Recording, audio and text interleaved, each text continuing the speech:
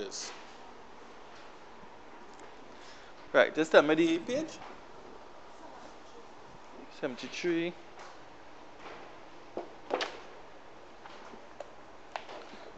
Okay, so we'll be looking at basically exercise 72, right?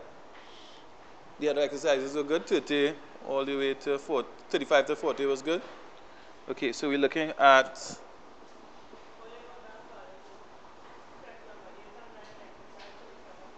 yeah, there's no problem. So we'll come back to 72, right? So just keep it exercise 37, 8 and 9. Okay, no problem. That's what you're about. 37, 8 and 9. All right. So let's look at 37, number 8, first of all. So you're in certificate maths, exercise 37, number 8.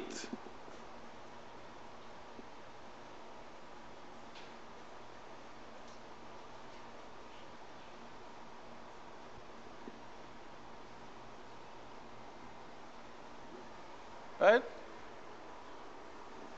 Okay.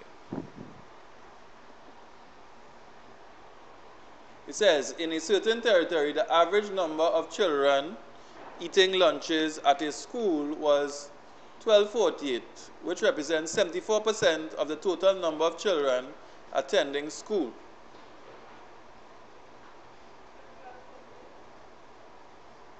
Sorry, 11,248, which represents 74% of the total number of children attending school. Calculate total number of children attending school in that territory. Okay? So if we let x represent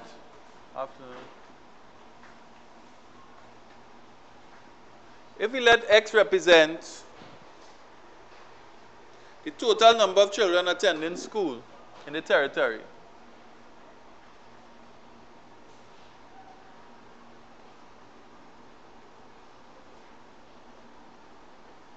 right? You let x represent the total number of children in that school, in that territory, and 11,248 represents 74% of the total. So 11,248 is equal, therefore, to 74% of x. Right? Just repeating what they said. So 11,248 is equal to 74%, means divide by 100, of means to multiply x.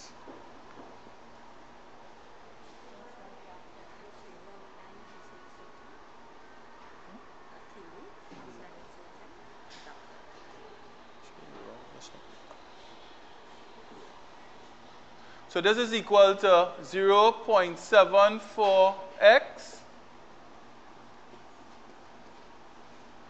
So therefore, if you divide both sides by 0.74, you'll get x on this side, and you'll get 11,248 over 0.74 on the left-hand side. And that will give you the answer you're looking for. 50, you get 15,200 when you plug it into the calculator. And is that the answer? Can you check it? That's the answer. What is? People. Yeah, 15,200 children. Sorry. Children.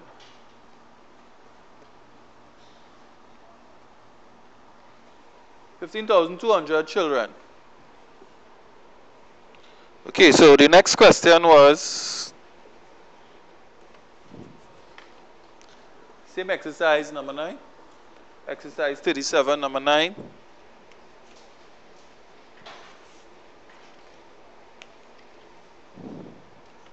Right, exercise 37, number 9 coming up.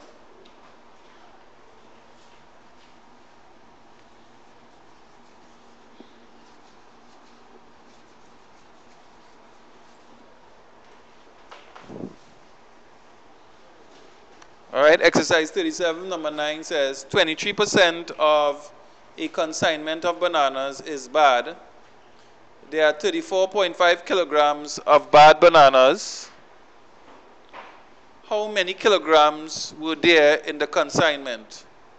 Same procedure basically, right? 23% of a consignment of bananas is bad. So let x equal x kilograms be the weight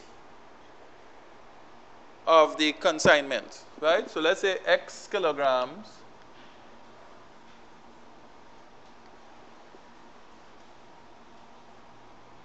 equal to the, let's use the word mass of bananas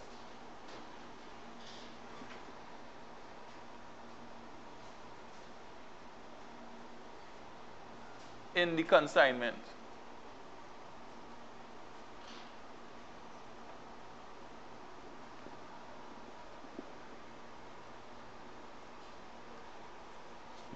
And they say 23% of the consignments is bad. So 23% of X is bad.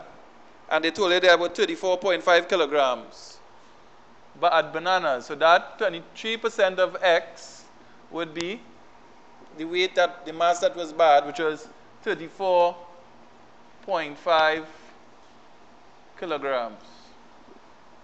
Okay?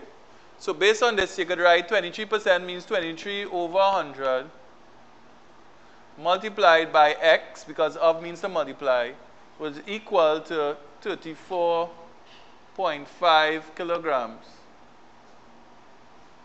So 23 over 100 is 0.23 multiplied by x is equal to 34.5 kilograms. So if you want to find what x is, you have to divide the left hand side by 0.23 and divide the right hand side by 0.23 as well. So you get 34.5 kilograms divided by 0.23.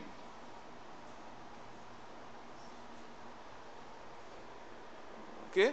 And how much does that work out to be?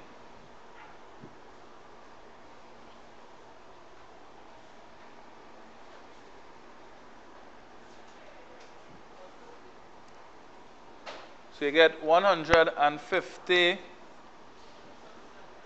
right, kilograms. 150 kilograms. Correct? Answer in the book? Right.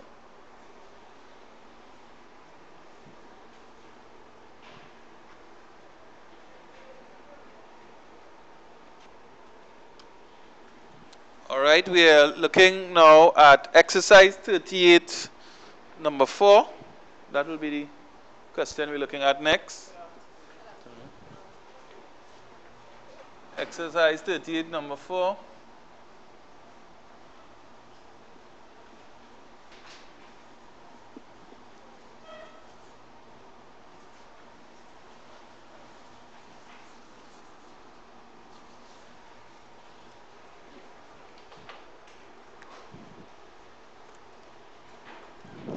Okay, so exercise 38.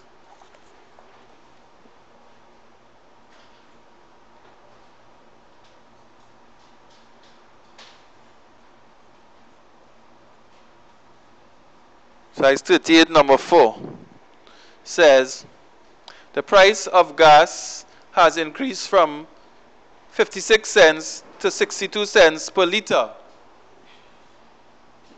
So it went from 56 cents to 62 cents per liter.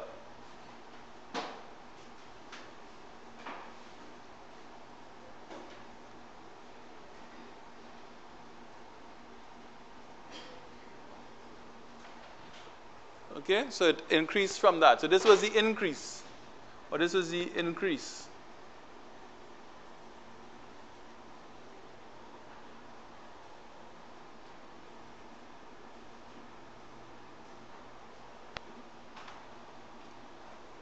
right? Now that increase was equivalent to 62 cents minus 56 cents.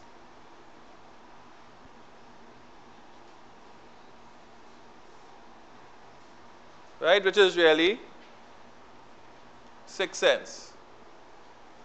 6 cents increase. Now, when they ask you to find what is the percentage increase in the price of gas, you'd have to first of all find what we call the fractional increase. Always work with the fraction first. And the fraction is always relative to the initial amount or the initial cost. So, in your mind, you need to find percentage, but you find fraction first. Okay, but you could write it like this. Therefore, percentage increase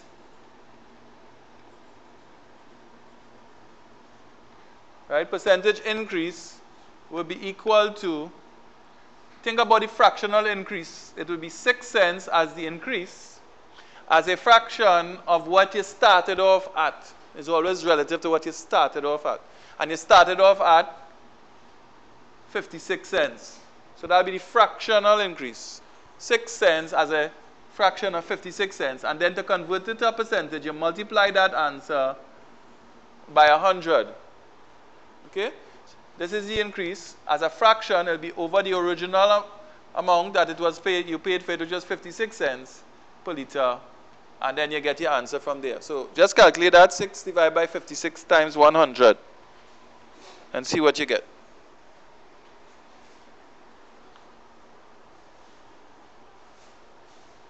Six divided by 56 multiplied by 100.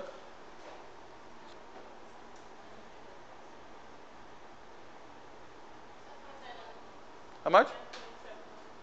10.714. So if we say 10.7%, then that would be rounded off to the nearest one decimal place. Or if you want to the nearest percent, it's approximately equal to 11% increase. Check it and see if that's correct. Right? They'll have the 10.7, right? So this would be if you round it to one decimal place. And if you want to round it off to the nearest percent, it'll be this one.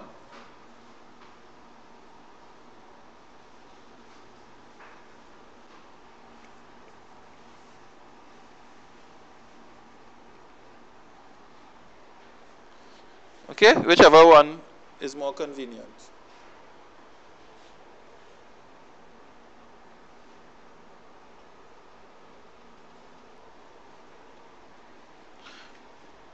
Okay, so we're looking at exercise 40.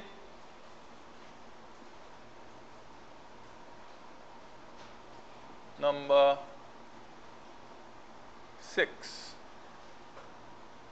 Exercise 40, number 6 says, if 8% of a sum of money is $2.40, find 9.5% of the sum. So we write, let X represent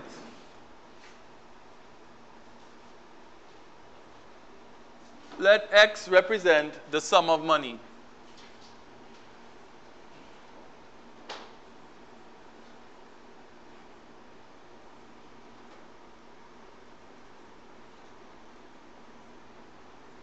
Let X represent the sum of money.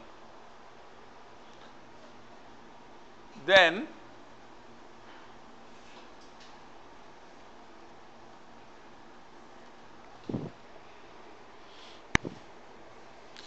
8% of that sum of money is $2.40. So 8% of X would be equal to $2.40. 8% of X, which is the sum of money, is $2.40. Now there are different ways to work it. You could write 8%, which means 8 over 100 multiplied by X is equal to $2.40. Okay? And you could go ahead and solve for x. So you could say 8 over 100 is really 0.08. Of means to multiply, so multiply by x. So we could say 0.08x is equal to $2.40.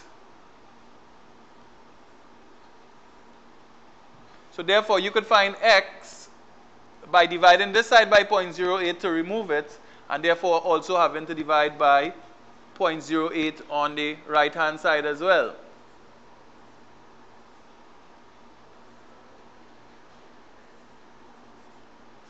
And therefore, you would solve for the value of x. Now, you could go ahead and solve it, whatever you get here. Right? Anybody just put it in and tell me what you get? 30. So you would get, as the sum of money, $30. Right? You get $30. And then they want to find 9.5% of the sum. So you'd have to find 9.5% of that. Therefore, 9.5% of the sum, which would be of $30, will be equal to 9.5 over 100 multiplied by 30. So all you have to do is work that out, and you'll get the answer you're looking for. What's 9.5 divided by 100 multiplied by 30? 9.5, 9.5 divided by 100 multiplied by 30.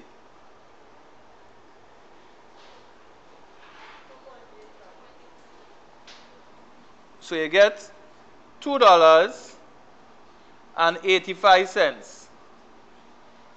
Okay? That is one method you could use, and I'll show you another method right next to it.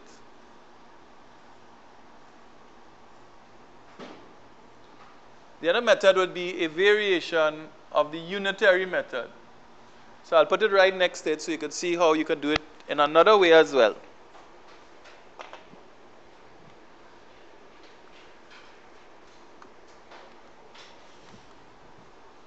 Okay?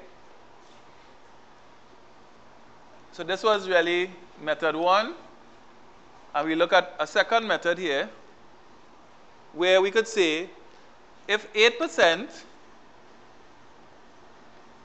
of x is equal to $2.40,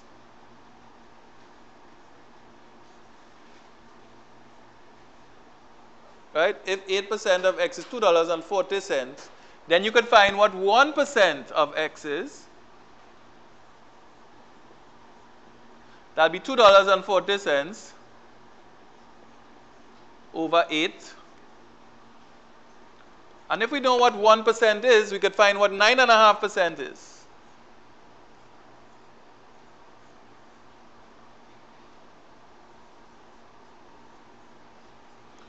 Would be 9.5 times that.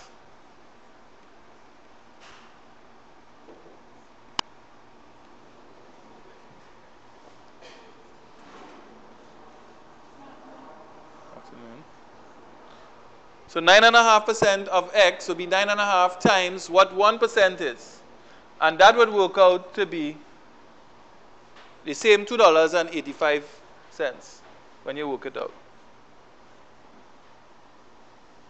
This method here that I just did is called the unitary method. You know what 8% is? You can find what 1% is, and then you can find what they asked you for, 9.5%. By simply multiplying the 9.5 by this answer here. You got the same thing? Right? Check it and see. So this here, this method that I just did here, it's called the unitary method.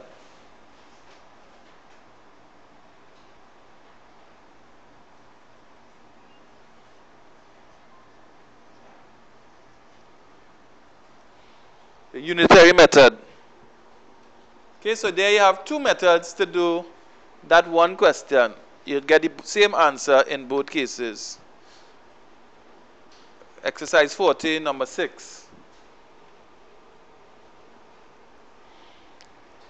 Right, so we're looking at exercise 72 now.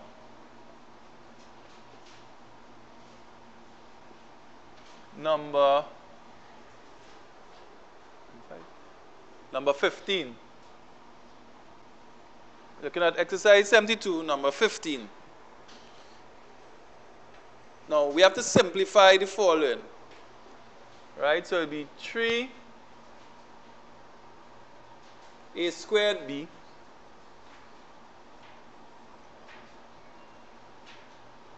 plus 2ab cubed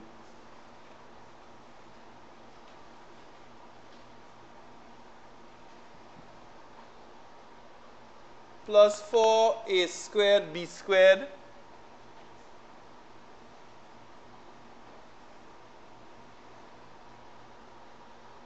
minus 5ab cubed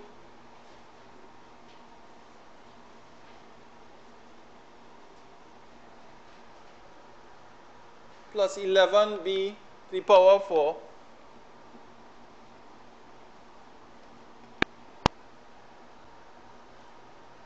plus 6a squared b.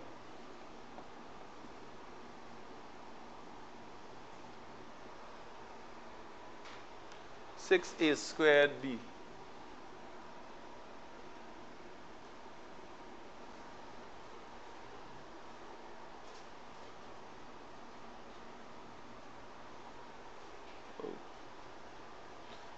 All right, so what we have to do here is look for common terms. In other words, I observe here that I have a squared b, and I'm going to look for other a squared b terms. So I have one here. I have a squared b term here, and I have a squared b term here. Okay?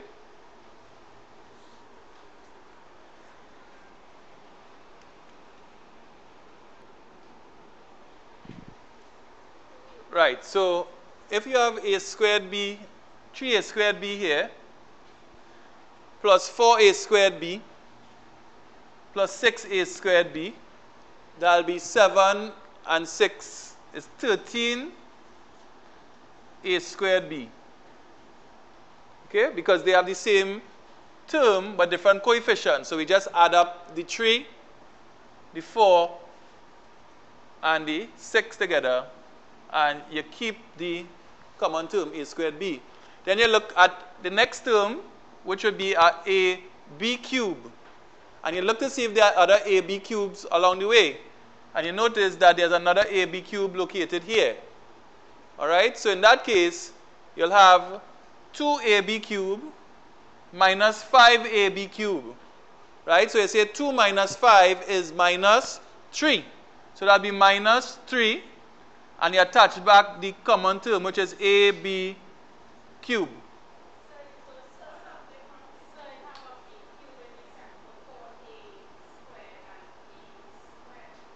Do you have a b cube here? Something is wrong written down there? Yes, sir.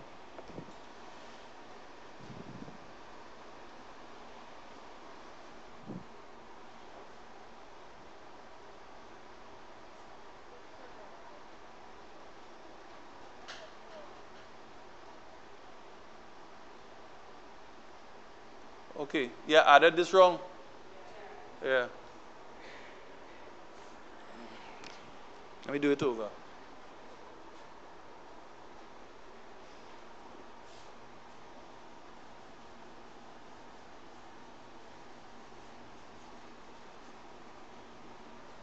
The sum is written down correctly, right? Yeah. Okay.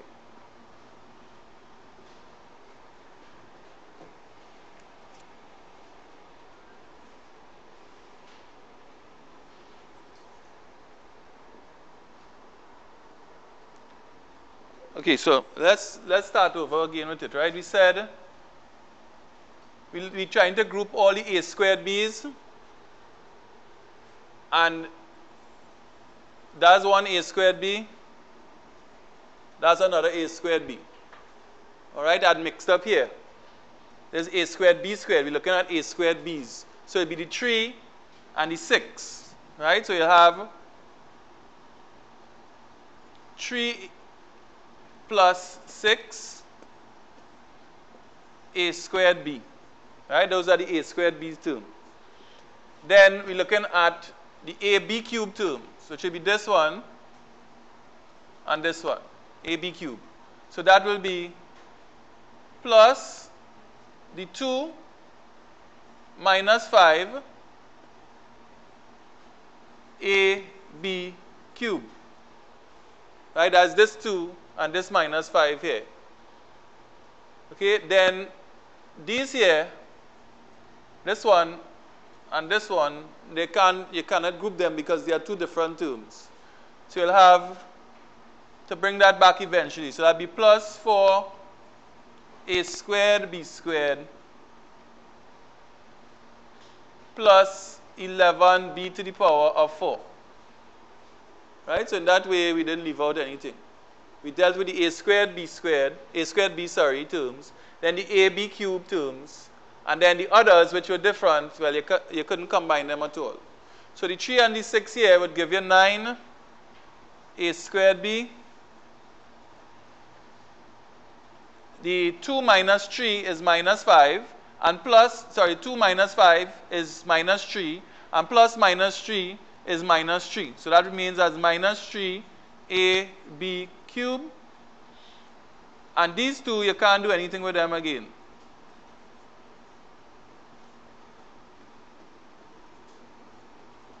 Right? Those remain unchanged.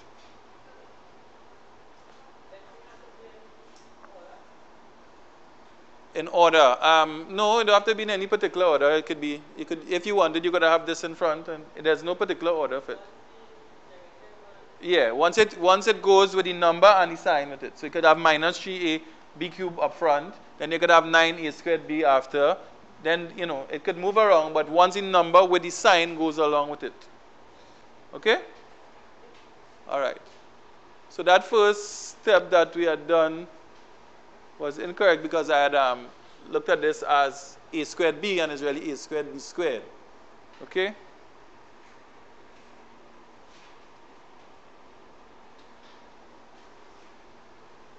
So what we had here would have been incorrect. Right? So this here is the correct thing here.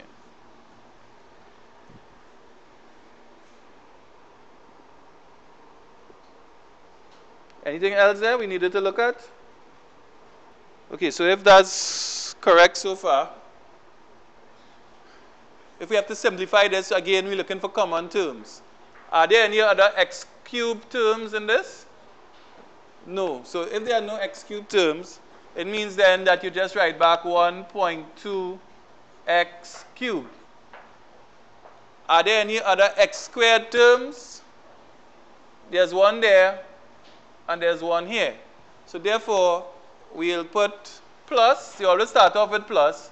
Put in brackets what are the coefficients of the x squared terms, which would be, one will be minus 3.4, and the other one will be plus 3.7. Okay, so you write that, and then you put back the x squared next to it, like that. Okay, so we dealt with the x squared. Then we go to the next one, which is the term in x. There's one more term in x here, which is this one, 3.6. So we plus again, and in brackets you put the 2.6 and the 3.6.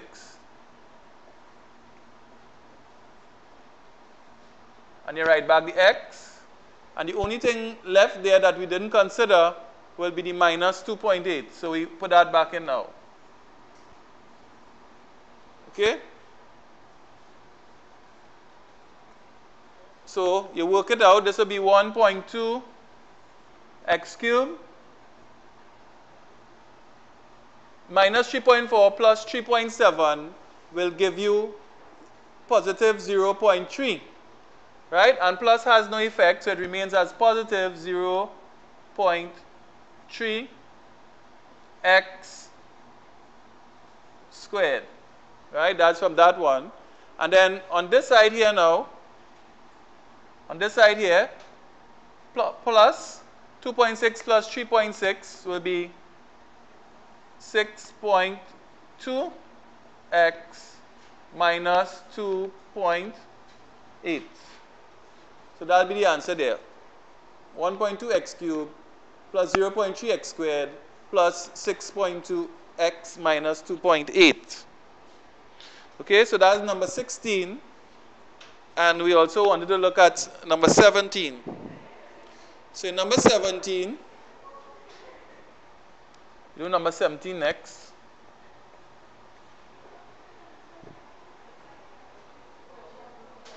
We have PQ plus 2.1 QR minus 2.2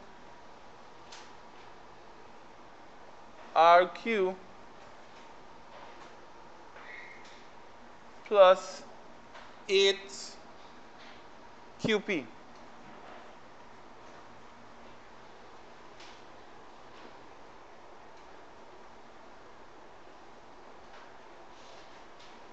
Now, this is PQ, but it could be understood that this is really one PQ, right? So you could put 1 next to it. And you have to ask yourself, are there any other PQs in this line? Now, I'm seeing QP here, and you ask yourself, is QP the same thing as PQ? And the answer is yes. Even though it's in a different order, it's the same term, right? It's the same term. So therefore, the 1 PQ could combine with the 8 QP, which is also PQ, right? So that would be, I'll express both as PQ, because 8 QP is the same thing as 8 PQ. So this will be 1 plus 8 PQ. Right? They are the same thing. PQ and QP could be both thought of as being a PQ term. It's just that they put the Q in front of the P. That doesn't matter, the order. And the same thing they tried here with you. You're seeing 2.1 QR minus 2.2 RQ. Again, these are the same terms except that they reverse the Q and the R in order, but it's really the same term. So let us say we'll stick with the QR. What we could write to represent these two is in brackets 2.1, right? We always put the plus sign and then we put in brackets whatever it is, which in this case is 2.1 minus 2.2, and we just select either one. We could use the QR or the RQ to represent both, but we'll use QR as it was the first one we saw.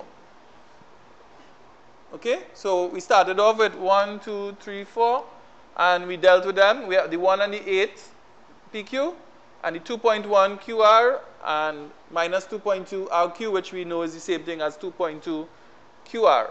So this is what we ended up with. And we just added 1 and 8 is 9, so we have 9 PQ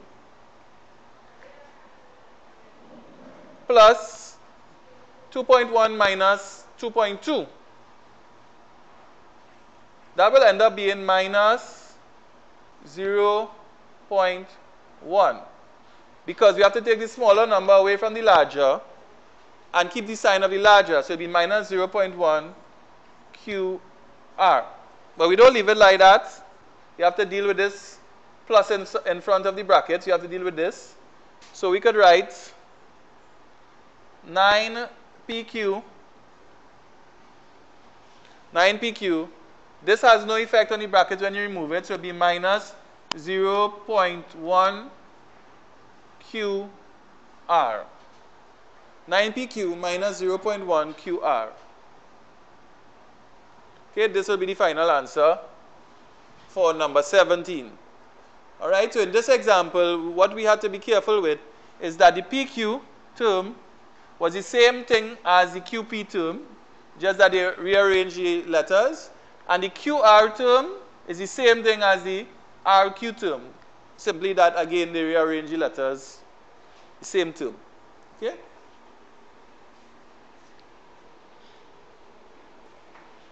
Okay, so we continue in now with our algebra. And our heading is the distributive law, expansion and simplification. That's what we're looking at now. The distributive law, expansion and simplification.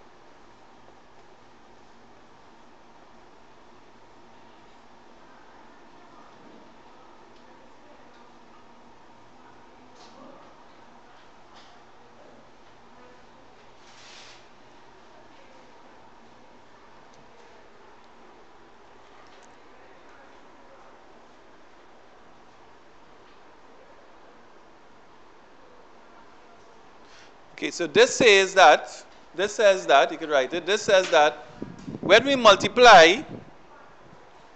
multiply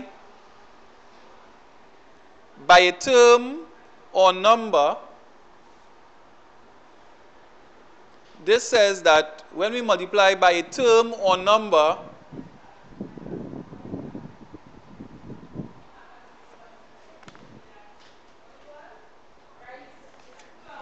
Oh, delete this one. Delete it. We hear your voice.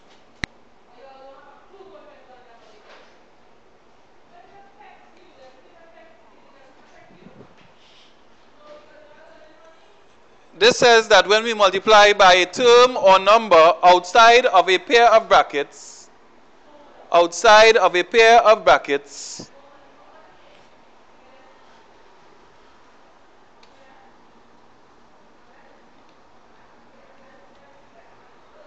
we multiply this term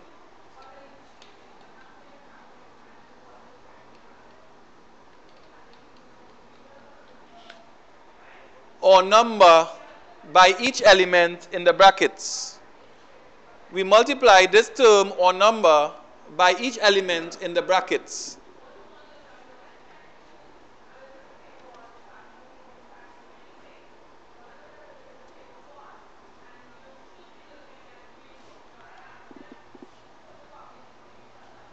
I.e., that is,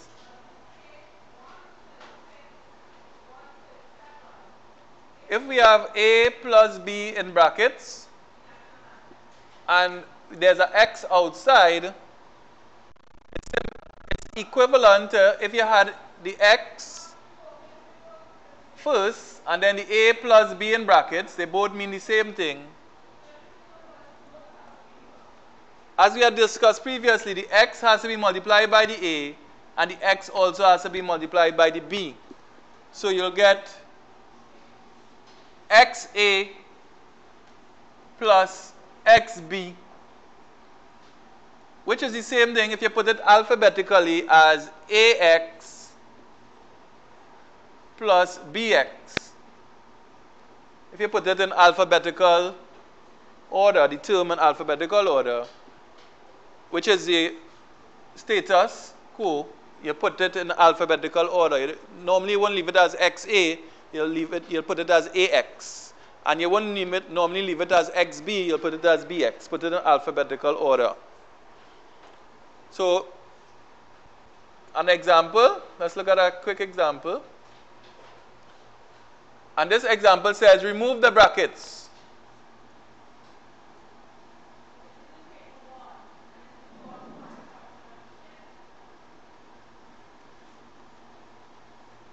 Right, this one says remove the brackets. And you have minus 13,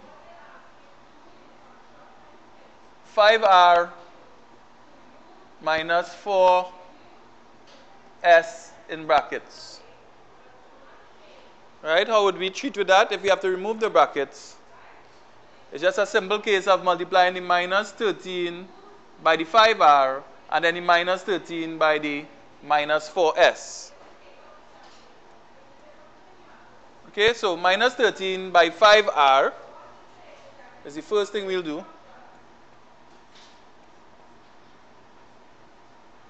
And then we'll do minus 13 by minus 4s.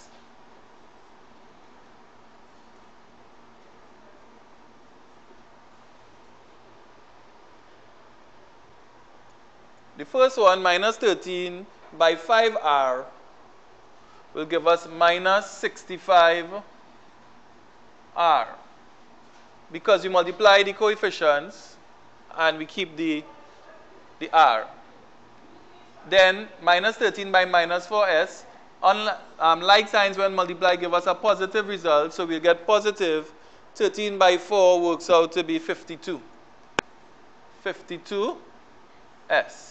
Don't leave out the s. Okay? So the numbers multiply, you get the minus 65. Don't forget to keep the r. And the minus 13 by the minus 4 multiplied gives us the positive 52. And you don't forget the s. This is the first example. We look at the second example now. And the second example asks us to remove the brackets and simplify. So in this case, you also have to remove the brackets.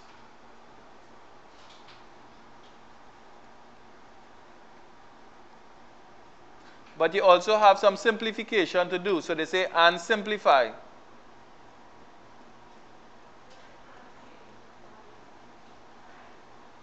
So we have to remove the brackets and simplify in this case. And it's 3 into x plus y minus 5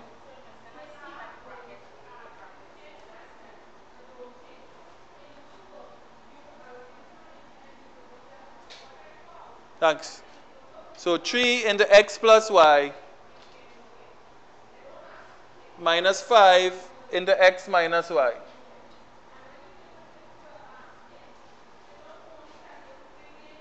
Okay, that's what we're going to work out now.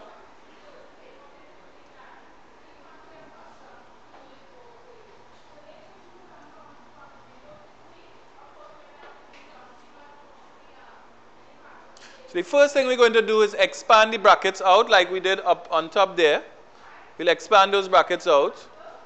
So the 3 is going to be multiplied by the x, and the 3 is also going to be multiplied by the y.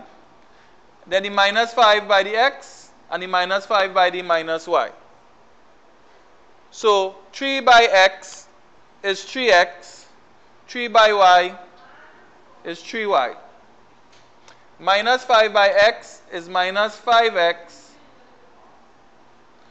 and minus 5 by minus y is positive 5y. Okay, you have to be careful with the signs when you're doing the multiplication. Because these signs are the same, when you multiply them, you get the positive result. Because the signs are different, that's understood to be a positive x. When you multiply minus 5 by x, you get minus 5x. Okay? So that's how we got minus 5x here and positive 5y there. Then the next step after that is to group the like terms together, which means you're going to group the x terms and group the y terms. So if they group the x terms, it will be 3x and minus 5x. And if you group the y terms, it will be 3y and 5y.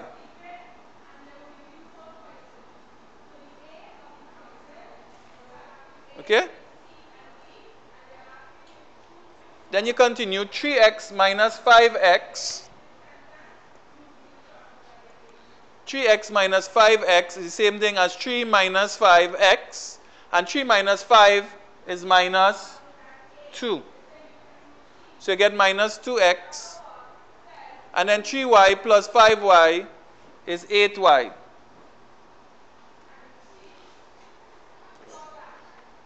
Okay? So from here, this 3x minus 5x, that gave us the 2x. And the 3y plus 5y, that gave us the 8y. You could leave it as this, or if you want, you could write it also as 8y minus 2x. That also will be acceptable. if you wanted to put the minus 2x after the 8y. You could move them around once you keep the signs in front of the numbers, right? Don't put the 2x without taking the sign. You have to go with the sign when you're moving it, okay? Any questions with this, what we did here? Okay. Okay, so the next one is going to be a bit, the next 2 or 3 going to be a little more involved. So we'll have to concentrate a little more.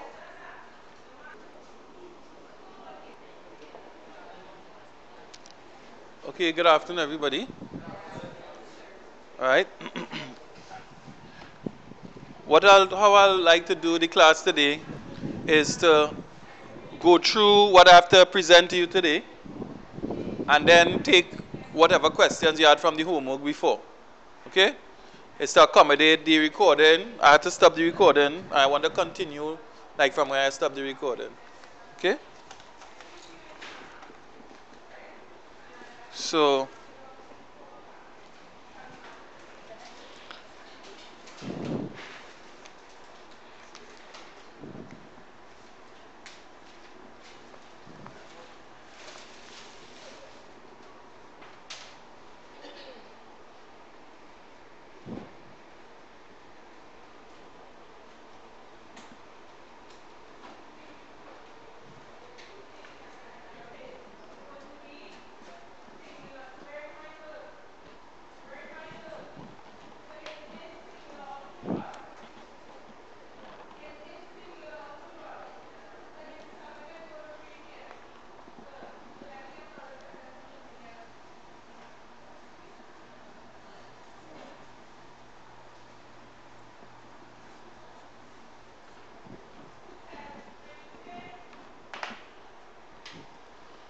okay, in the next example, we have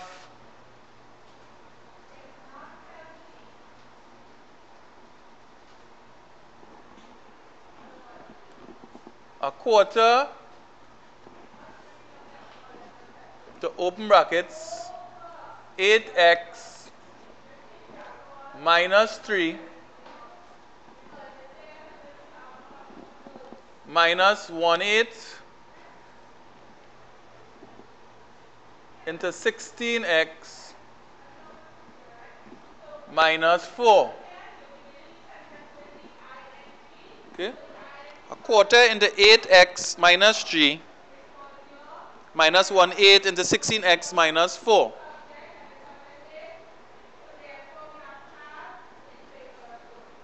Okay? How we deal with this?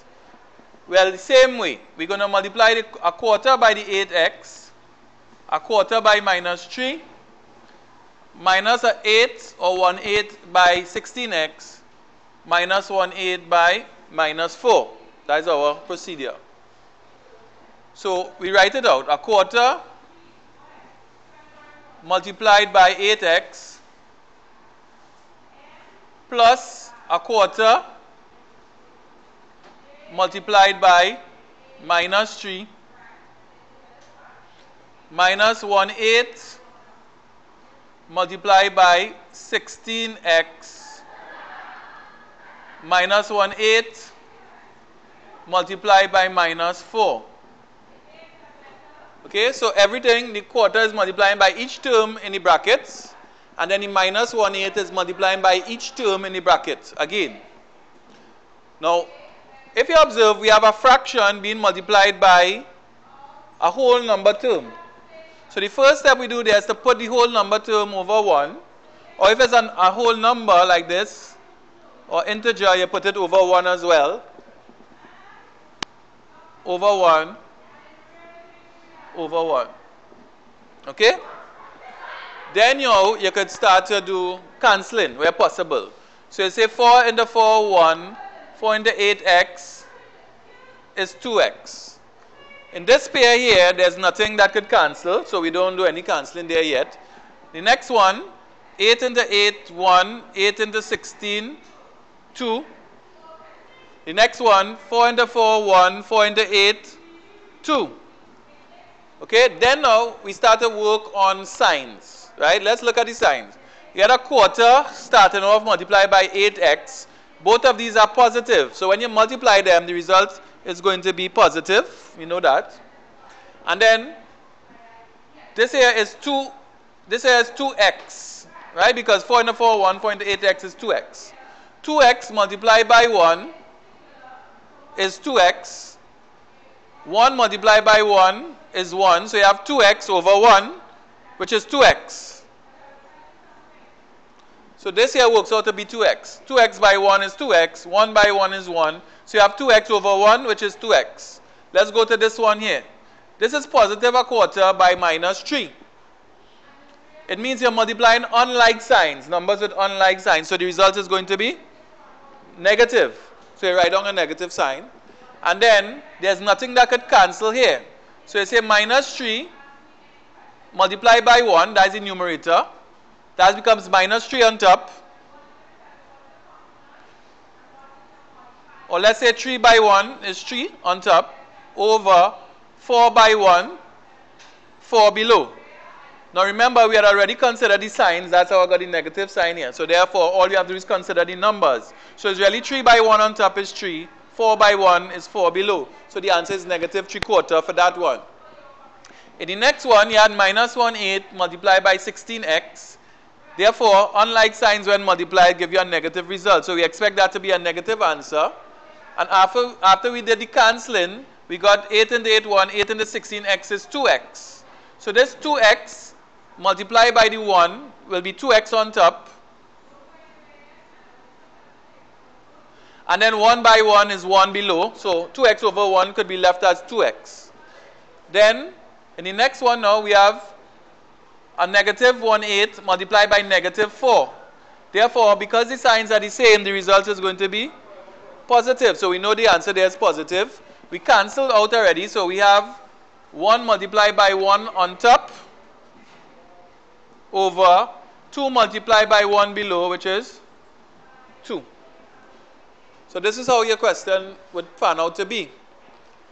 Now, if we observe, the 2x is going to cancel out with the minus 2x. Right? You have plus 2x, minus 2x. That works out to be 0. One cancels out the other one. So we end up with minus 3/4 plus a half. That's what we end up with. Minus 3/4 plus a half. So how we work that out? You find the LCM of the two of them. 4 and 2, the LCM will be 4. 4 into 4, 1. 1 by minus 3 is minus 3. Then plus 2 into 4, 2. 2 by 1 is 2. Minus 3 plus 2 is minus 1 over 4. Minus 1 over 4. But minus 1 over 4 is, in mathematics at our level, supposed to be written as minus 1, and the over sign will be exactly in line with the minus sign, like this. And then 4, which really means minus a quarter. Right? So when you get minus 1 over 4, or if you had 1 over minus 4, that written in our normal mathematics would be minus a quarter.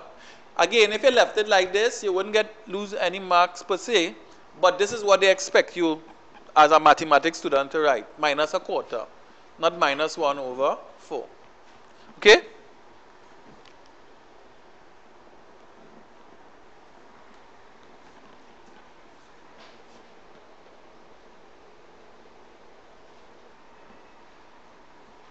Okay, so the next one we're looking at is 3x plus 2 into x minus y. Right, that's a nice easy one. And we should be able to do that one fairly easily. So what we do is the 2 has to be multiplied by x, and the 2 has to be multiplied by the minus y as well. So what we'll get in the next line, this will be equal to 3x plus 2 by x is 2x, and then 2 by minus y is minus 2y. Right? Because when you multiply unlike signs, result is negative for the minus 2y, And when you multiply like sign, which is the 2 by x, you get positive 2x, positive. Right? The 3x and the 2x together make up 5x. And then you have minus 2y. So your answer there will be 5x minus 2y. Nice, easy one. Okay.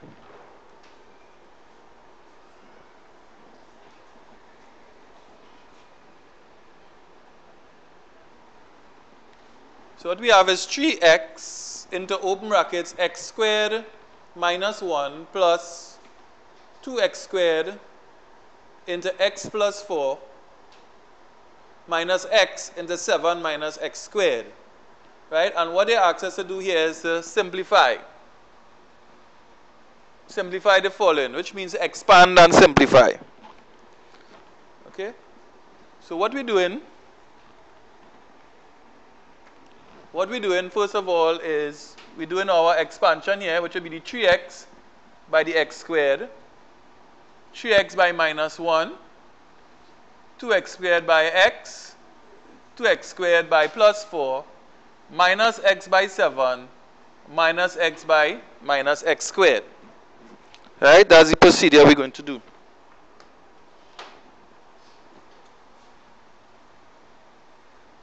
Okay, so 3x by x squared, see if you can follow, it'll be 3x cubed. You agree with that? Because we add in the 1 that is understood here to the 2 because you're multiplying the common base. Right? So you add the indices. Then 3x multiplied by minus 1 will be minus 3x. So far so good. Then the 2x squared by the x will be positive 2x what? Cube. Because the 2 and the 1 from here add together to give us 3. Then the 2x squared by the 4 will be plus 8x squared. 4 by 2 is 8. And then minus x by 7 is minus 7x. And then minus x by plus x squared will be plus, because the like signs when multiplied give us a positive result. And remember, this is x to the power of 1 by x squared. So the 1 and the 2 add together to give us x to the power of 3. That's how we come up with that. Then the next stage is to group all like terms together. So the like terms we're going to deal with, first of all, will be the x cubed terms. So what are the x cubed terms here? We have 3x cubed, we have 2x cubed, and we have x cubed. So those are the terms we're going to treat with firstly. And if we write them close to one another, that's 3x cubed plus 2x cubed. Then what is the next term in the order of powers we should look at? Let us look at the x squared terms, which will be this one here, 8x squared. Are there any other x squared terms there? And the answer is no, so you just write down that one, which will be plus 8x squared. After the x squared, or the x cubed. Right, so I should take that off and put that inside of there. Sorry about that. Let's take it out. Right. So we have 3x cubed, 2x cubed, and x cubed down at the end there. So let's put it in. X cubed in. Right? And what we need to deal with now is the x squared terms. So we're going to put in the 8x squared now. And we said that there was not any other x squared term, so we're okay there. And the only other term remaining is x terms. So the x terms will be this one here, the minus 3x, and the minus 7x. So we write that down, minus 3x minus 7x. Right? Then we would have included all the terms. So this 3x cubed, this 2x cubed, and this 1x cubed, which is understood there, will give us 3 and 2, 5 and 1, 6. So that will be 6x cubed in all. 6x cubed in all. And then 8x squared, there's no other x squared, so we'll just put 8x squared there. And then we have to deal with the minus 3x and the minus 7x. Well, because the signs are the same and there's no multiplication or division, we add the two numbers and keep the common sign. So we add the 3 and the 7 together and we get 10, and the common sign is a minus sign. So this will be minus 10x. Right? Very simply, if you owe $3 and you owe $7, in the end of the day, you owe $10. Right? O is equivalent to the minus sign. So your answer, therefore, will be what is on the board, which is 6x cubed plus 8x squared minus 10x.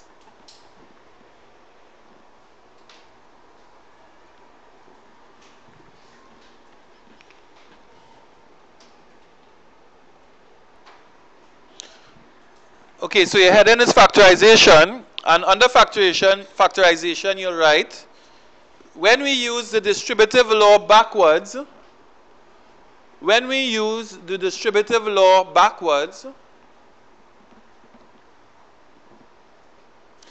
when we use the distributive law backwards,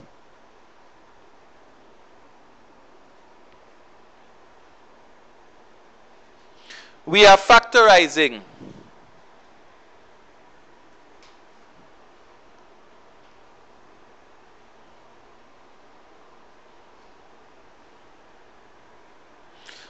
We are factorizing. Thus, given ax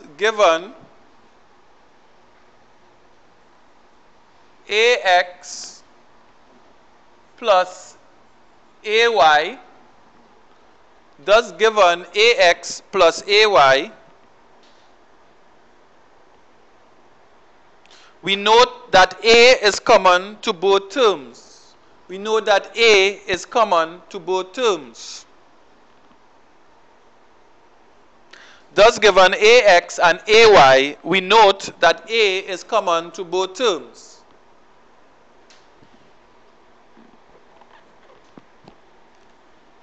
And we may take a out as a factor. And we may take a out as a common factor.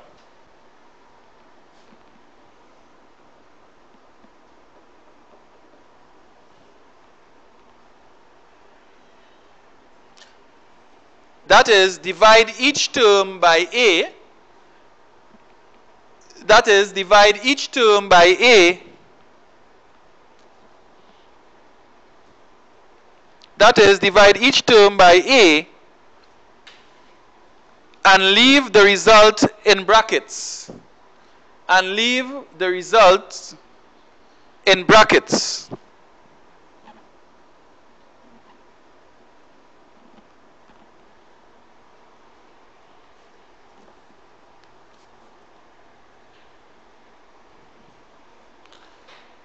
Thus, if we are asked to factorize ax plus ay, let's say we were asked to factorize ax plus ay, then the resultant factorization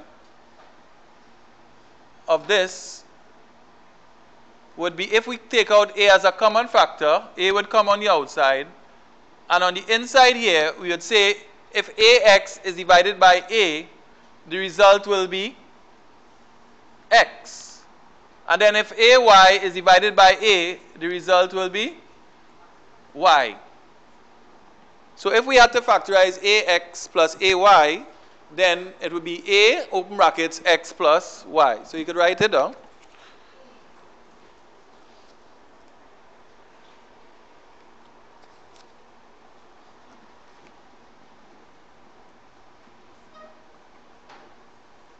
So let us look at a couple examples. Let's look at the first example, 1. If we had to factorize 5x plus 5y. Very simple one. How do we factorize 5x plus 5y?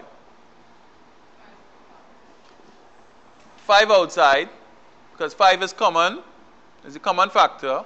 And in brackets, we'll just write x plus y. Okay? Very simple and nice. What about if we had something a little more challenging? And we had 5wx plus 10wy minus 15wz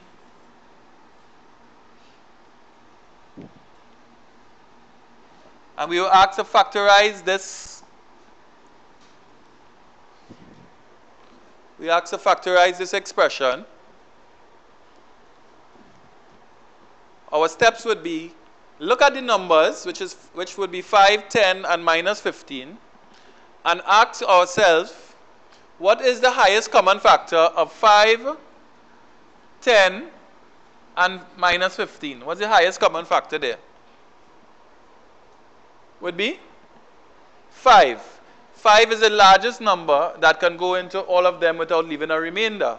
So what we do is you take out the 5 and then we look to see if any of the terms are common as well. So if you look in the first term, is there any letter that is common to the first term, second term, and third term? With W. So you take W out as a factor as well. Right? And there's nothing else that is common to all. X is only present in the first term and not in the other two. Y is only present in the second term and not the other two. And Z is only present in the third term and not the other two. So therefore, the HCF is 5W. And what will we get when we divide 5W into 5WX? What will remain? X, because 5W will cancel with 5W. Then, if we take 5W and divide it into 10WY, the 5 will go into the 10 twice. The W will cancel with the W. And then there's 1 understood between 5W and 1 into Y is Y. So you'll get 2Y there. Okay? And then the next part is really minus 15WZ divided by 5W. Now the minus 15 divided by the 5 will give me minus 3. The W will cancel with the W, and again Z will be divided by 1, which is understood in front of the 5Ws. 5W times 1. So the Z divided by 1 will just give me back Z. So this will be the answer. Now in case we wanted to see the division one side, I'll do it here for you, so you could see it as well. And then you could tie that back to what I have on the board. So say, for example, somebody wanted to say, well, so if it's 5W x divided by 5W, what happens? Well, the 5 into the 5 is 1. 5 into 5 is 1. W into W is 1. W into W is 1. So obviously, what you'll see here is that x multiplied by 1 is x, divided by 1 is x. And this x is how we get that x there. Okay? Let's say the 10WY now divided by 5W. Let's see how we get the answer there. 5 into 5 is 1. 5 into 10 is 2. W into W is 1. W into W is 1. So you end up with 2 by 1 by Y, which will give you 2Y on top, and 1 by 1 below, which will give you 1. So you get 2Y from that cancelling, and that is how we get that 2Y there. Okay? And then the final one was the minus 15WZ.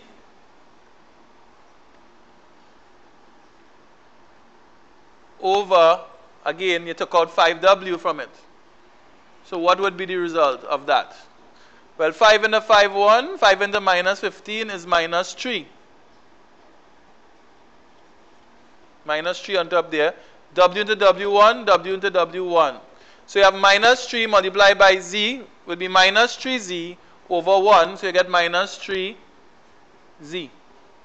And this here is this number. Okay? So either way you look at it, you get the numbers that you're interested in.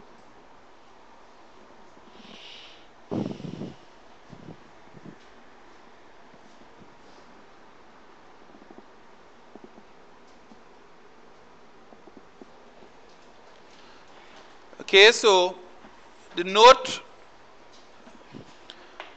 for the more elaborate ones that we're going to look at is as follows. When we factorize, write down this, when we factorize,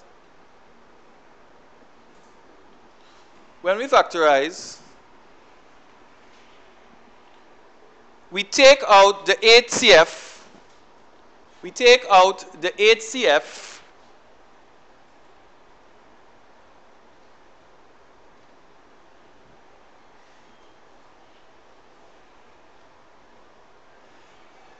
of the terms. We take out the HCF of the terms.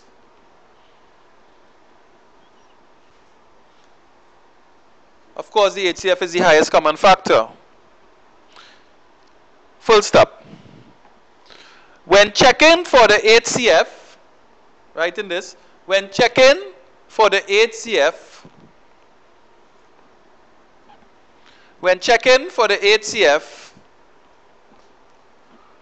always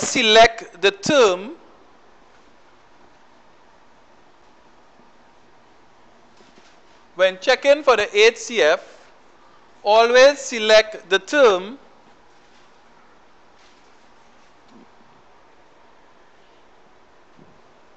common to all the terms.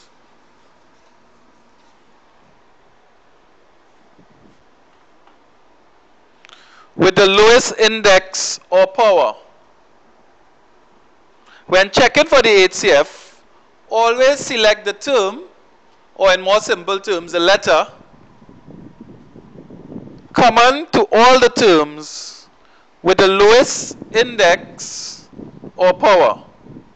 When checking for the HCF, always select the term, or more simply, the letter, common to all the terms with the lowest index or power.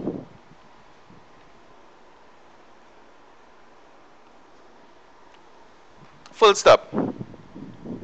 When faced with fractions,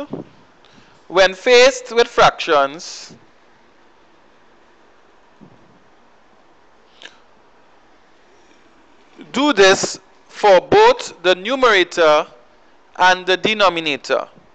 When faced with fractions,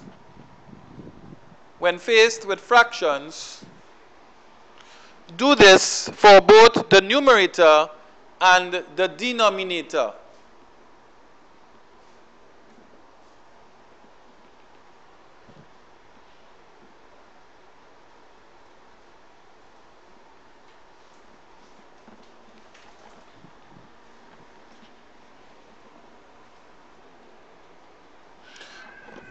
Okay, so let's say we had to factorize the expression 10x cubed y squared plus 5x squared y to the power of 5 minus 15xy cubed. We have to factorize that. Okay? So we know we have to find the HCF, highest common factor. So what we do it in a step-by-step manner that will make it very easy. So the step-by-step manner, according to our procedure, is to find the HCF. Now we tackle the numbers first. So we look at 10, we look at 5, we look at 15 or negative 15, and we ask ourselves, what is the highest common factor there?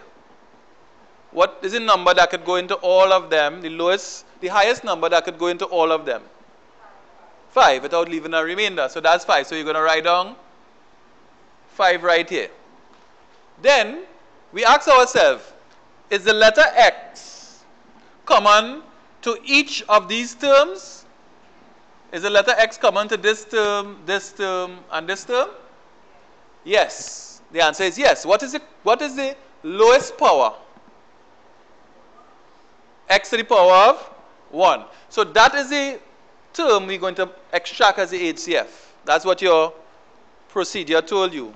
Always take out the term or letter that is common to all the terms with the lowest power. So in this case, it will be x to the power of 1 or x. Then you look at the next letter in turn, which is y. And you ask yourself, in each one of these terms, is there a y present? Yes, there's a y present. And what is the lowest power or index of the y? Y squared. So that will be what you're extracting to get your HCF, y squared. So it will be 5xy squared will be the HCF. So now you're writing, if I take out 5xy squared from 10x cubed y squared, what do I write in the brackets? That is important. So we say 5 into 5, 1, 5 into 10, 2. X into x1, x into x cubed is what? X squared. X squared. How do I get that? This 3 minus the 1 that is understood there, because remember you're dividing same base but different powers. And we learned from the previous class that the result will be found by subtracting the indices or the power. So 3 minus 1 gives me 2. Then y squared divided by y squared. Y squared divided by y squared is 1. Right? And 1, if I place 1 here, it has no effect. If I place 1 next to the 2x squared, it has no effect. So the answer is 2x squared. Let's go to the next one.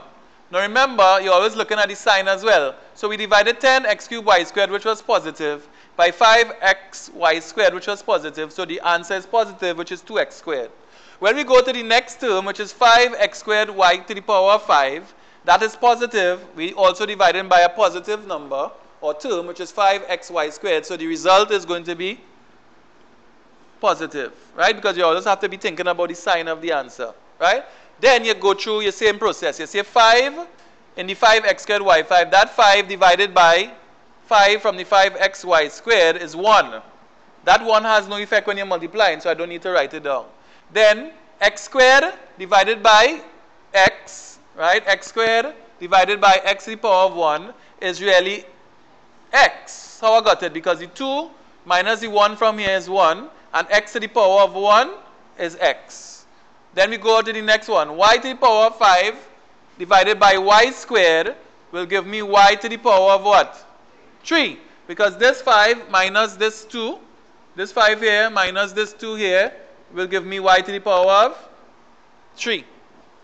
Then we go in again. This is minus 15xy cubed being divided by positive 5xy squared. Therefore, the result is going to be minus, because you're dividing unlike signs. Then you proceed. This 15 divided by 5 is how much? 3. The x divided by the x will give me 1, and that 1 has no effect. So we don't have to write it down because it's multiplication. Then we have y cubed divided by y squared will give me what?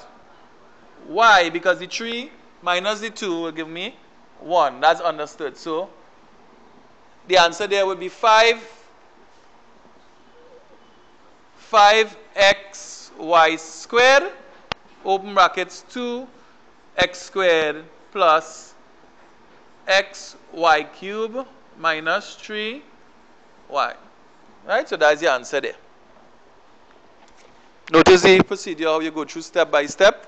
You get everything in order.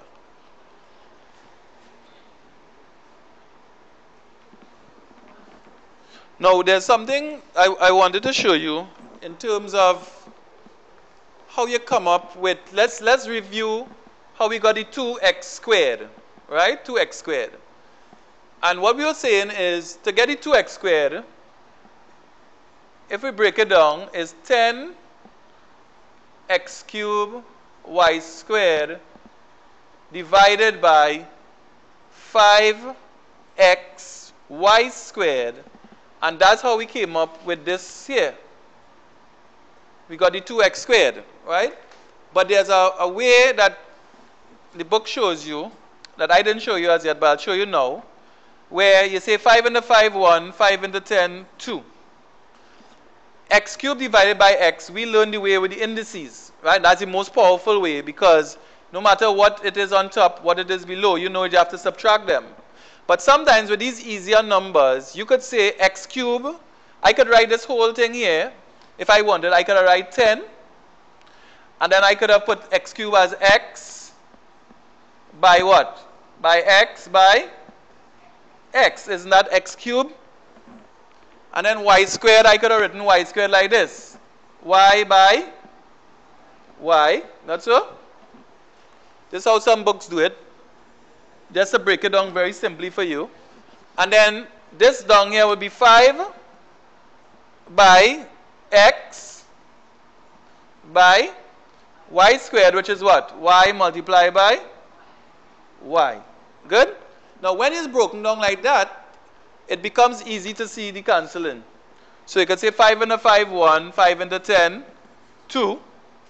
This x will cancel out with one of those x's. This y will cancel out with one of the y. This y will cancel out with one of the y's there. So what would you be left with? You have 2, and you have x, and you have x. And x by x is x squared. So that's why you could get 2x squared on top. And below you'll have 1 here. This here is 1, this here is 1, and this is 1. So 1 by 1 by 1 by 1 is 1. 2x squared over 1 is 2x squared. So you see, you could break it down into very simple terms. But remember now, in an exam, you might not have x cubed. You might have x to the power 16. Are you going to write out x 16 times? No. So that's why I didn't go into that. I wanted to teach you a more powerful way. No matter what number they put on top, you won't get frustrated. You won't run out of space. Right? So that's why even when we were doing things like compound interest, I showed you 2 ways. So you could use the more powerful equation when it's suitable, and this method and the other method when it's suitable. So here, at least you're more aware of this situation here. The other thing I wanted to bring to your attention is, in this situation, notice we took out 5xy squared, right? We took out that as the power, as the HCF, sorry. What I want to make you aware is that there's another factor you could take out of there, and it will be, the answer will be equally correct. Right? I want to give you the other factor now. The other factor you could have taken out from here, instead of 5xy squared, is minus 5xy squared. For every positive factor, there's an equivalent negative factor. Right? And all you would have to do is to change the sign of the numbers inside of there. So instead of positive, this would be negative 2x squared. Instead of positive, this would be negative xy cubed. And instead of minus, this would be positive 3y. And that would have been equally correct. Both of these are correct solutions. But when we're teaching it, we normally take out the positive factor, and then we let you know that you could also take out the negative factor too. As a matter of fact, when we go on and we do the other type of factorization today, which is factorizing by grouping, it is very important that you are aware that you could take out both factors, the positive and the negative factor. Because depending on which one you take out, it changes what is in the brackets. And that is important in factorization by grouping. Okay, so make sure you're aware of that and you take it down appropriately.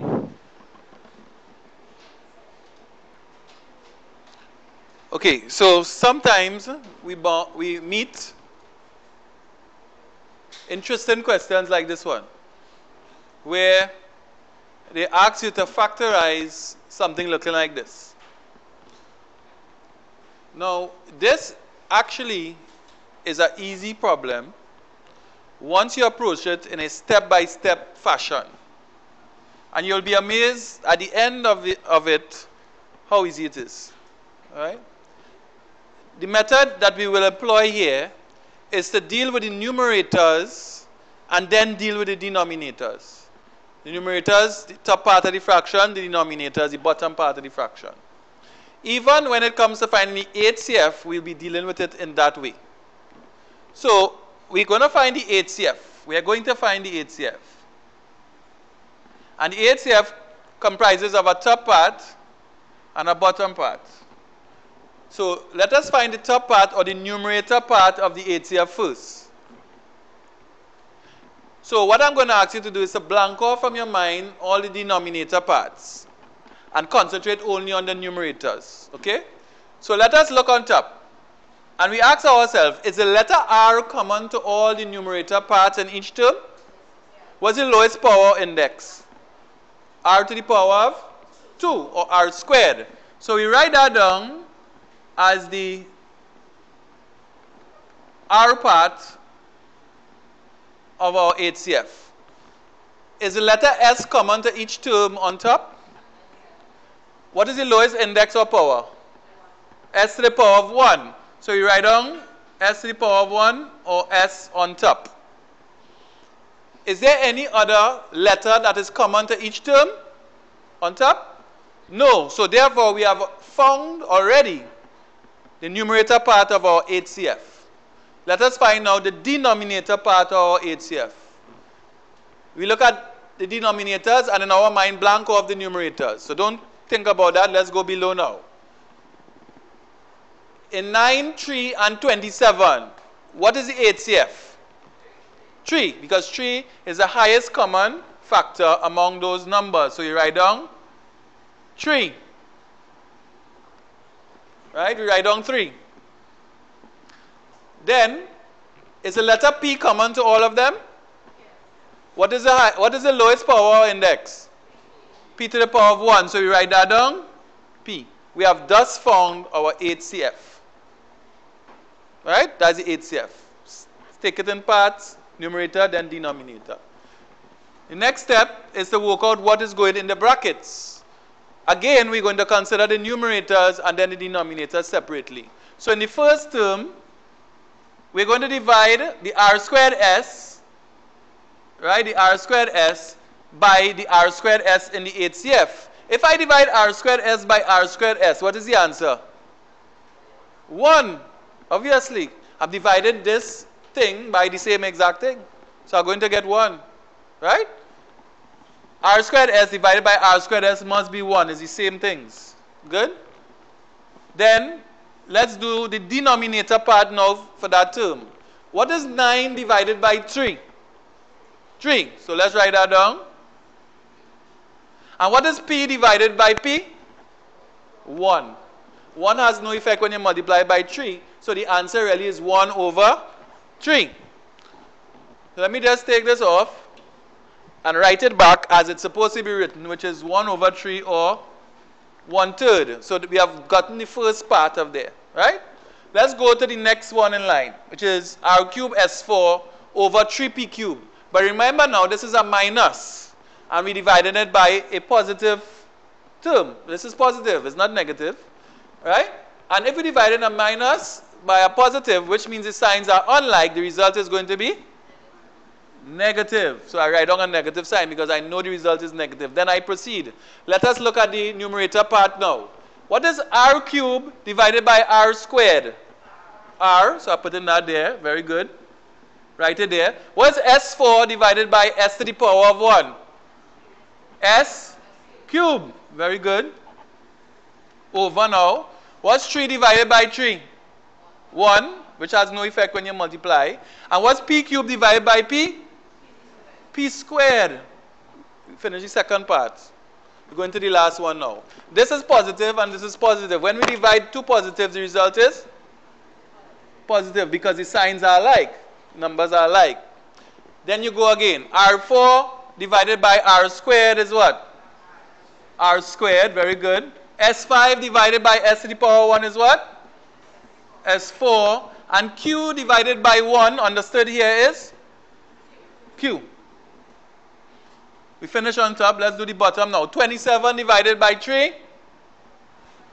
9. P squared divided by P. P.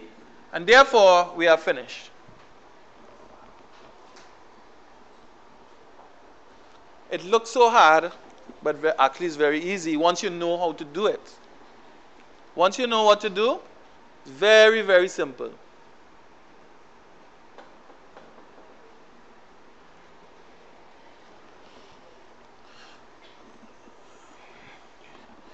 So what we'll be doing is something called factorizing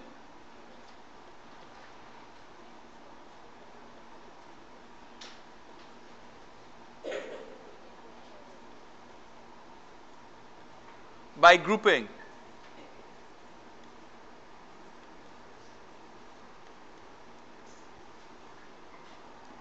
Factorizing by grouping.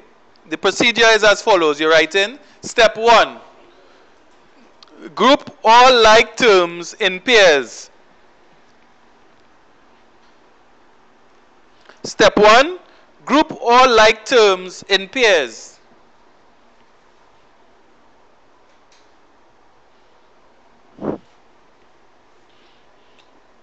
Step 2. Factorize each pair. Step 2. Factorize each pair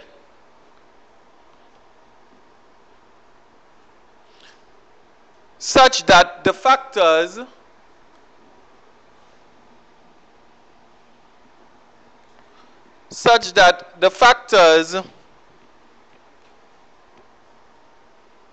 in the brackets are the same. Factorize each pair such that the factors in the brackets are the same.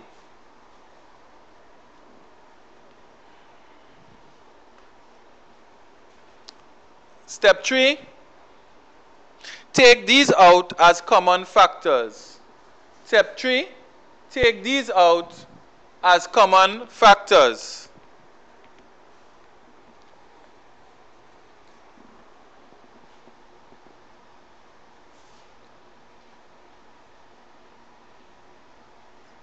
And our first example, example 1, is if we had to factorize by grouping 4px minus 4py minus 3qx plus 3qy.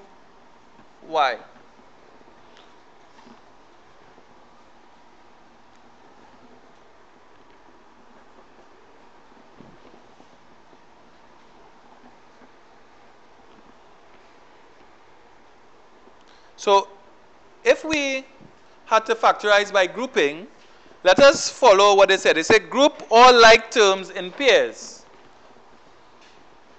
Now, seeing that we are accustomed to dealing with x terms and y terms, let us get all the x terms together. So you have 4px,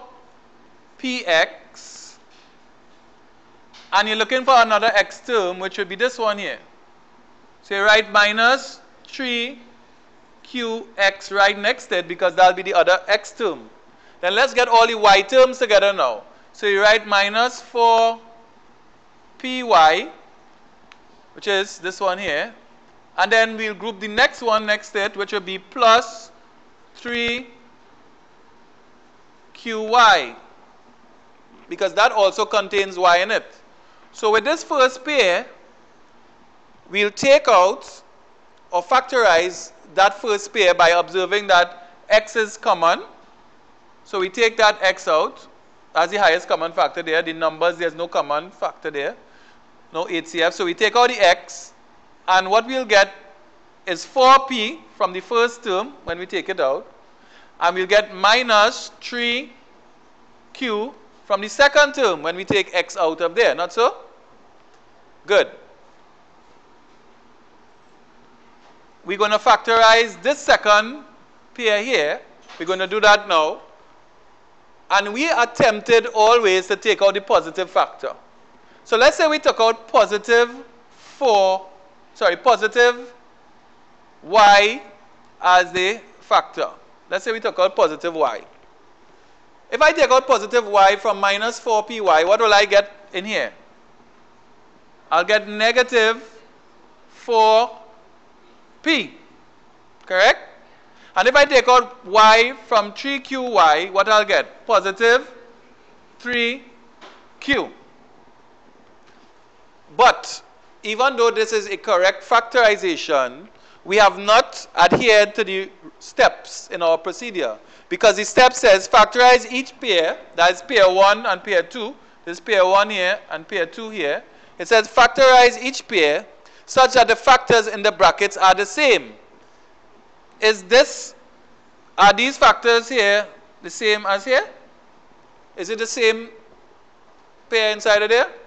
No, because this is 4p minus 3q and this is minus 4p plus 3q. They are different. But remember, I told you something in the last bit of information. I told you that you could take out the positive y or you could take out the negative y. So if we decided instead to take out the negative y instead of the positive y, what would happen to these numbers in here? The signs would change.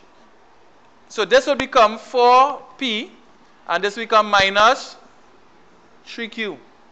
Now, is this here the same as this here?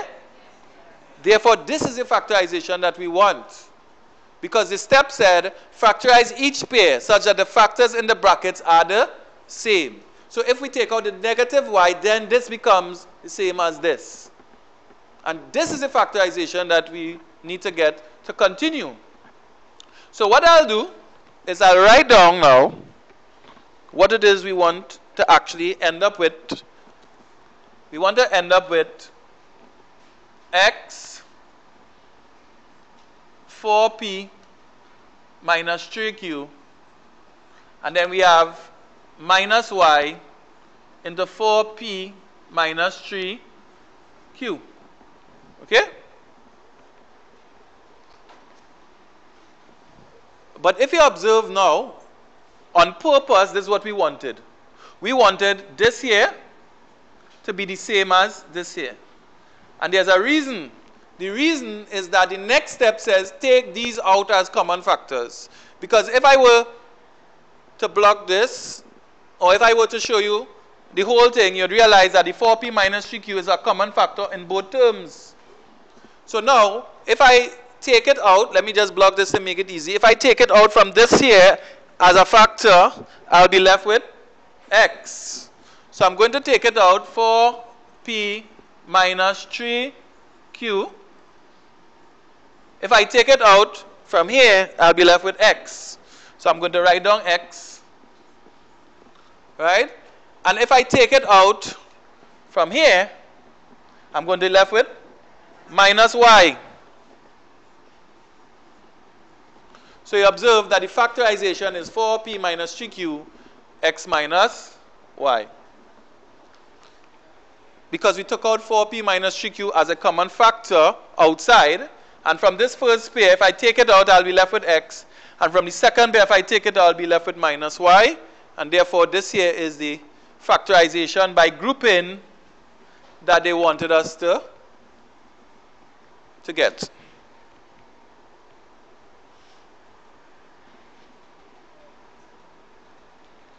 Okay, so what I have up on the board there, AB plus AC minus BD minus 2DC is a question I'd like you to try for me now. I'd like you to factorize that expression by grouping.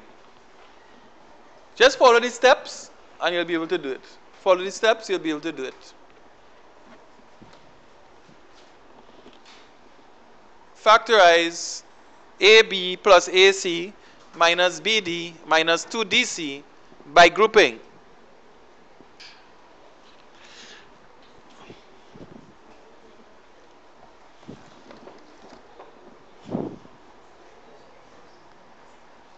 So we started off with AB plus AC minus BD minus 2DC. Right? You always look at the first pair, which means the first two terms, and then the next two terms, like that. In this case, you really didn't have to move anything around because you notice this term has A and A common, this pair, and then this pair has D and D common in that second pair. So if in this first pair, which you call this pair 1, call this pair 2. In this first pair, if A is common, we could take A out as a factor. And what will be left if I take A out from here? B. And if I take it out of here? Plus C. Correct? You could always multiply it back and check it. A multiplied by B will give me AB, which is correct. And A multiplied by C will give me AC, which is correct. So I know that that factorization is correct. But remember, the procedure says that whatever we take out from pair 2, whatever we take out from here, this pair, I must end up in brackets with the same thing that I have in the first set of brackets. That's the rules. So it means I must end up with B plus C here. It must be the same thing. So what do I need to take out from this pair so I'll get B plus C? If I take out D, will I get B plus C? No. I have to take out minus D. But if I take out minus D, I wouldn't get B plus C. So it means I wrote down something wrong. Let's see.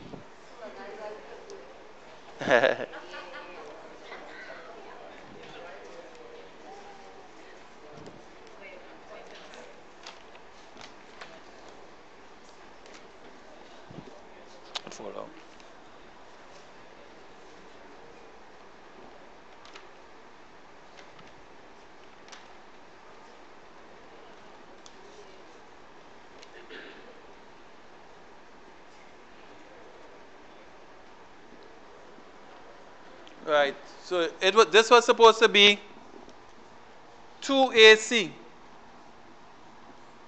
That's where the problem came in. So I wrote it down wrong. This was supposed to be 2AC. Right? So if you try it now, you'll see that you'll get 2C here. And here you'll get 2C as well. See if you're getting that.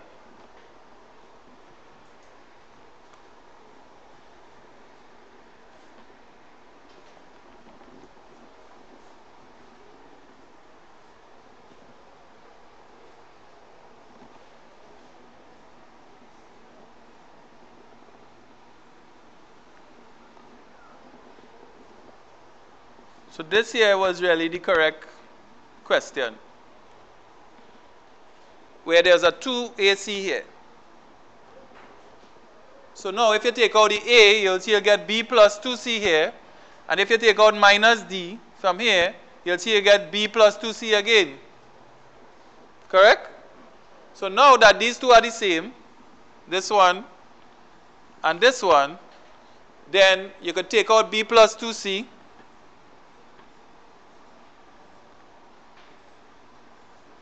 As the correct factor because it's common here and here. And then what would come out here would be A. And what will come out here would be minus D. So the answer would be B plus 2C into A minus D.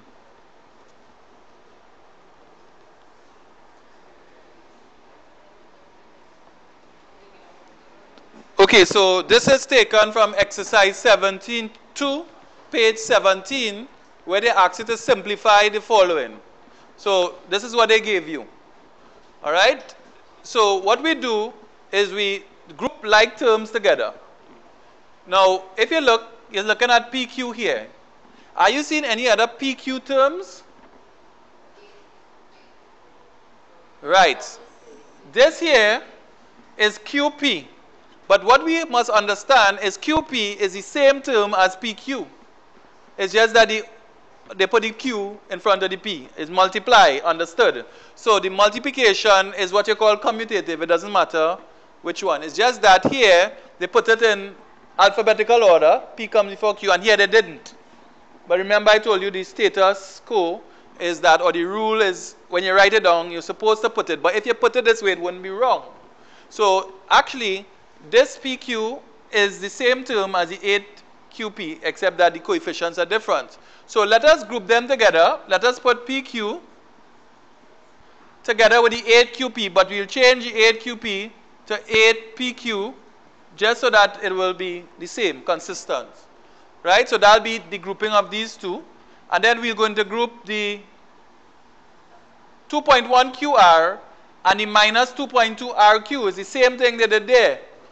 QR term is the same thing as RQ term, except that they are not in alphabetical order in one case. So we'll group those. We'll say plus 2.1 QR, and we'll group it with the minus 2.2, and we'll also change that RQ to QR, so everything will be consistent. Right? So then it becomes easy because PQ is the same thing as 1 PQ. And 1 PQ plus 8 PQ is the same thing as 9 PQ. And then this one here is 2.1 minus 2.2.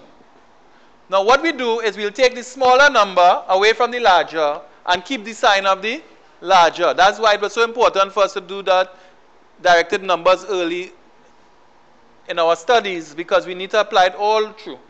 So here this will become 2.2 minus 2.1, right? 2.2 minus 2.1, which will be 0.1. But you have to keep the sign of the larger number, so you have to keep the sign of the 2.2, which is a negative. And the symbol will be QR. Okay? If you want to break this down a little further to make it a little easier for those who may not have followed that part of it, if we look at this part once again, we could look at it this way. We could say that when we combine in terms like this, it is equivalent to the combination or the addition of their coefficients. Remember we learned that? So this is the same thing as saying 2.1 minus 2.2, which is the coefficients, this one and this one, and then you attach it back to what the term was. It was QR. Now 2.1 minus 2.2, if you want, you could put it on your calculator and work it out. Or you could observe that when we're combining numbers whose signs are different and there's no multiplication or division, what we do is we always take the smaller number away from the larger and keep the sign of the larger number. So this would really be 2.2 minus 2.1, smaller taken away from the larger, and we keep the sign of the larger, which will be negative, QR. That comes from the rules we did before. 2.2 minus 2.1 is 0.1, and you attach the minus sign to it. And that's how we got, again, just another further example of how we got this minus 0.1 QR there. And at this point, there's nothing further we could do. The terms are different. We cannot proceed any further. That is the answer. Okay, this would be the answer for that one, number 17. We do number 18 just now. So we're looking at same exercise 72. But instead, we'll be looking at number 18 now.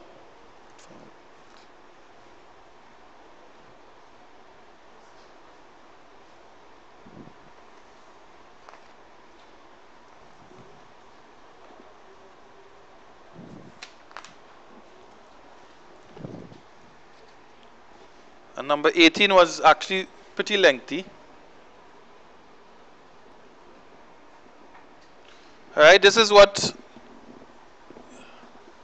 exercise 72, number 18 look like. And what we are being asked to do there is to simplify.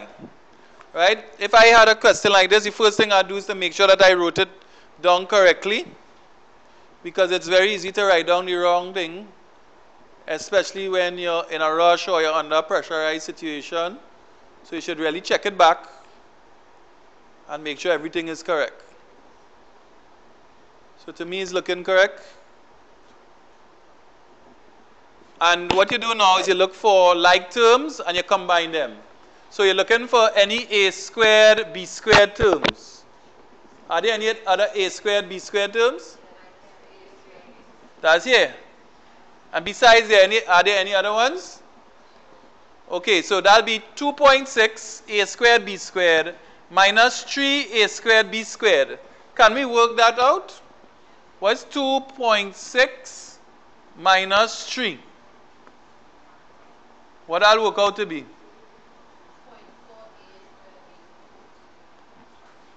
It'll actually be minus 0.4 a squared, b squared.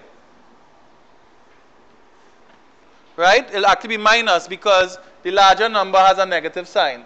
Good? So that's why it's minus here. Okay, what else are we looking for? Are there any other b cube terms?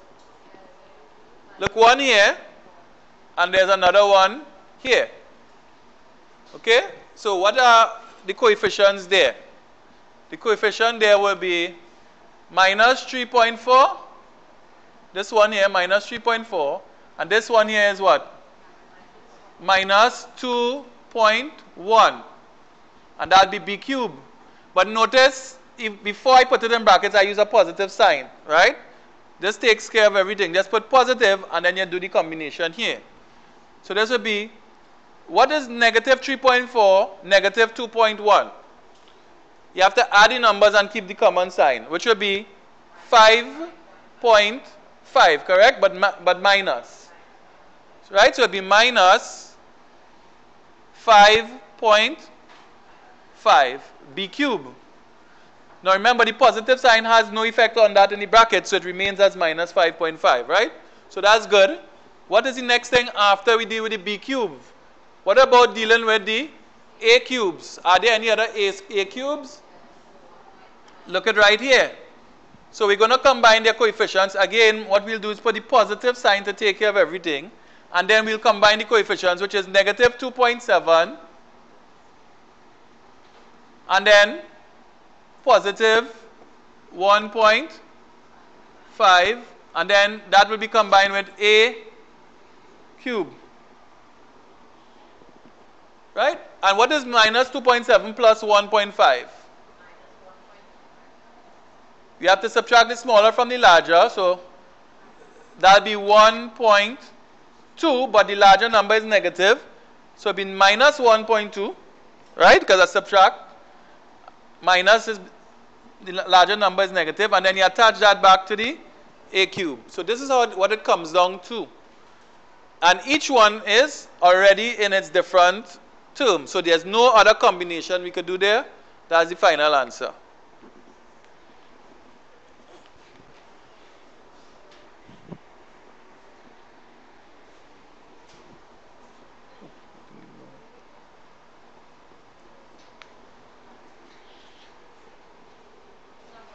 Looking at exercise 14, number 1. It says, calculate the selling price when the cost price is $5 and the profit percent is 20%.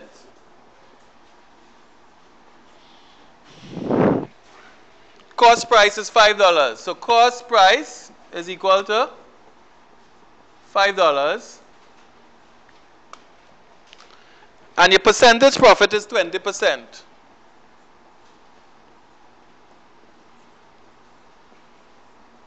What they want us to work out is the selling price.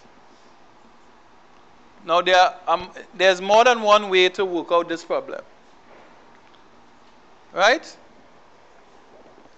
But we could do it by simply saying that 20% of your cost price is equal to your profit. Because you say your profit percentage is 20%. It means that 20% of whatever you paid is your profit. That's what that means. Because remember, your profit is always as a percentage of your cost price. So you could write that 20% of what is your cost price? $5. You could write it there, $5 is equal to your profit. And what is 20% of $5? It's 20 over 100 multiplied by $5. And if you put that into your calculator, you're going to get $1 is your profit. So therefore, if your profit is $1 and you know that your selling price when you make a profit is equal to your cost price plus your profit, then your selling price will be your cost price, which is $5, plus your profit of $1. And that works out to be $6. Is that okay for you? Right? There's another way, but it's late, so we'll look. So that's A, and then I'll do B for you, right? So this, I'll just show you one way now, and we'll work with that for this occasion. The B part said, calculate the selling price when the cost price is 375 and the profit percent is 16%. Well, you're going to do the exact same technique. Same technique. Cost price is 370, just different numbers. Profit percent is 16%. So instead of 20% of $5, you'll write 16% of 375, which means 16 over 100 multiplied by 375 will be equal to your profit. What that works out to be? How much? 63 cents? 60. Right. So this works out to be 60 cents or $0.60. Right? So if that is your profit, to get your selling price, all you have to do now is say selling price is equal to your cost price plus your profit, which in this case will be your cost price was $5 and your profit was 60 cents, which is 0.60. So therefore your selling price will be, what your cost price was? 375. Okay. So it'd be 375. So it wouldn't be $5 plus 60. It'd be 375 plus your 60 cents. Yeah, because it's 375 in this case. Yes. Yeah, look, I put it, change it in dollars here. And then add it, yeah, because you can't add dollars and cents. You have to change, add the same units. So notice I had it in cents here, right? So then when you add it, you'll get $4.35 when you add it up. Okay? So that will be the answer for that one. Okay.